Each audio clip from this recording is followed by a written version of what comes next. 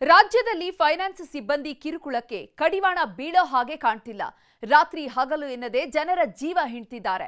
ತೆಗೆದುಕೊಂಡಿದ್ದ 2 ಲಕ್ಷ ಸಾಲಕ್ಕೆ 2.5 ಲಕ್ಷ ಕಟ್ಟಿದ್ರೂ ಸಾಲ ಮುಗಿದಿಲ್ವಂತೆ.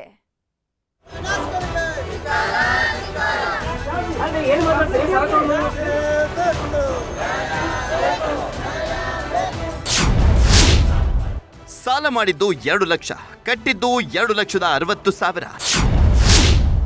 ಹೊತ್ತಲ್ಲದ ಹೊತ್ತಲ್ಲಿ ಬರ್ತಾರೆ, ಮನೆ ಮುಂದೆ ಕೂರ್ತಾರೆ. ಸಚಿವರ ಮಾತಿಗೂ ಕ್ಯಾರೆ ಅಂತಿಲ್ಲ. ಸಿಎಂ ಸಿದ್ದರಾಮಯ್ಯನವರ ಆದೇಶಕ್ಕೂ ಸೊಪ್ಪು ಹಾಕ್ತಾ ಇಲ್ಲ. ಸುಗ್ರೀವಾಜ್ಞೆ ಹೊರಡಿಸಿದ್ರು ಮೈಕ್ರೋ ಫೈನಾನ್ಸ್ ಸಿಬ್ಬಂದಿ ಅಟ್ಟಹಾಸ ನಿಲ್ತಾ ಇಲ್ಲ. ಊರೂರಲ್ಲೂ ಕೇಕೆ ಹಾಕ್ತಾ ಇರುವ ಫೈನಾನ್ಸ್ ಸಿಬ್ಬಂದಿ ಬಡವರ ರಕ್ತವನ್ನ ಹೀರ್ತಾ ಇದ್ದಾರೆ. ಸಾಲದ ಹೆಸರಲ್ಲಿ ಬಡ್ಡಿಯನ್ನ ಕಟ್ಟಿನೇ ಜನ ಸುಸ್ತಾಗಿ ಹೋಗಿದ್ದಾರೆ.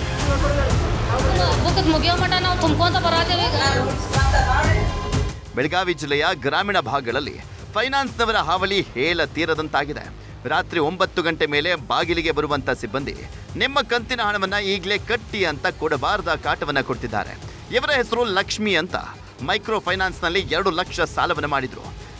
ತಿಂಗಳು ಕಂತು ಕಟ್ಟಿದವರು 2,60,000 ರೂಪಾಯಿಯನ್ನ ಕಟ್ಟಿದ್ದಾರೆ. ಆದರೂ ಕೂಡ ನಿಮ್ಮ ಸಾಲ ತೀರಿಲ್ಲ ಅಂತ ಮನೆ ಮುಂದೆ ಬಂದು ನಿಲ್ತಿದ್ದಾರೆ.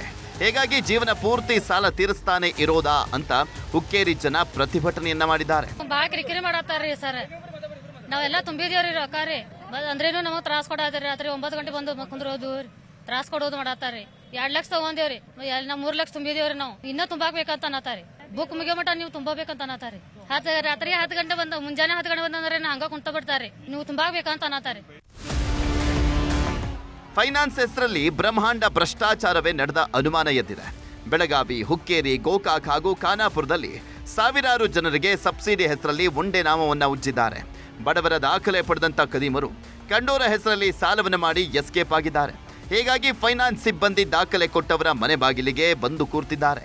ಬೆಳಗಾವಿ ಜಿಲ್ಲಾದಾಗ ಒಟ್ಟ ನಮ್ಮ ರಾಜ್ಯಾದ್ಯಂತ ಮೈಕ್ರೋ ಫೈನಾನ್ಸ್ಗಳ ಹೋಳಿ ಭಾಳ ಹೆಚ್ಚಾಗಿತ್ರಿ. ನಾವು ಆಲ್ರೆಡಿ ಜಿಲ್ಲಾ ಅಧಿಕಾರಿ ಅವರಿಗೆ ಒಂದು ಮನವಿ ಕೊಟ್ಟಿದ್ರು ಸರ. ಒಟ್ಟರು ಸಮೇತ ಅದನ್ನ ನಮ್ಮ ಸಾರ್ವಜನಿಕರಿಗೆ ಅದು ತಲುಪುವಂತ ಕೆಲಸ ಆಗಿಲ್ಲ. ಇವತ್ತು ರಾತ್ರಿ 10 ಗಂಟೆಕೋ 11 ಗಂಟೆಕೋ ಹೋಗಿಸಿಂದ ಮಹಿಳೆಯರಿಗೆ, ಹೆಣ್ಮಕ್ಳಿಗೆ ಏನೋ ಒಂದು ಟಾರ್ಚರ್ ಮಾಡ್ತಾ ಇದ್ದಾರೆ. ನೀವು ಎಣ್ಣೆ ಕೊಡ್ರಿ, ನಿಮ್ ಸಾಲ ಮನ್ನಾ ಆಗ್ತೈತಿ, ನೀವು ಊರ್ಲ ಹಾಕೊಂಡ್ ಸಾಯ್ರಿ ಅನ್ನೋ ಒಂದು ಉದ್ದೇಶ ಮಾತಾಡತಾರೋ. DC ಸಾಹೇಬ್ರ ಮುಖಾಂತರ ಒಂದು ಮನವಿ ಮಾಡ್ಕೊಂತೀವಿ. ನಾವು ಮುಂದಿನ ದಿನಗಳಲ್ಲಿ ನಮ್ಮ ಕರ್ನಾಟಕ ರಕ್ಷಣಾ ವೇದಿಕೆ ವತಿಯಿಂದ ನಾವು ಮೈಕ್ರೋ ಫೈನಾನ್ಸ್ ನುಗ್ಗಿ ಧ್ವಂಸ ಮಾಡ್ತೀವಿ ಅಂತ ಹೇಳಕ್ ಇಷ್ಟಪಡ್ತೀವಿ. ಒಟ್ನಲ್ಲಿ ಸರ್ಕಾರ ಏನೇ ಕ್ರಮ ಕೈಗೊಳ್ತೀನಿ ಅಂದ್ರೂ ಕೂಡ ಫೈನಾನ್ಸ್ನವರ ಅಟ್ಟಹಾಸ ನಿಲ್ತಾ ಇಲ್ಲ. ಮೇಲಿಂದ ಮೇಲೆ ಹೆಣಗಳು ಉರುಳ್ತಾ ಇದ್ರು. ಬಡವರ ಬಗ್ಗೆ ಯಾರೊಬ್ರು ನಿಗಾವನ್ನ ವಹಿಸ್ತಾ ಇಲ್ಲ. ಏನಾದ್ರೂ ಸರ್ಕಾರ ಇತ್ತ ಗಮನ ಹರಿಸುತ್ತಾ ಕಾದು ನೋಡಬೇಕು.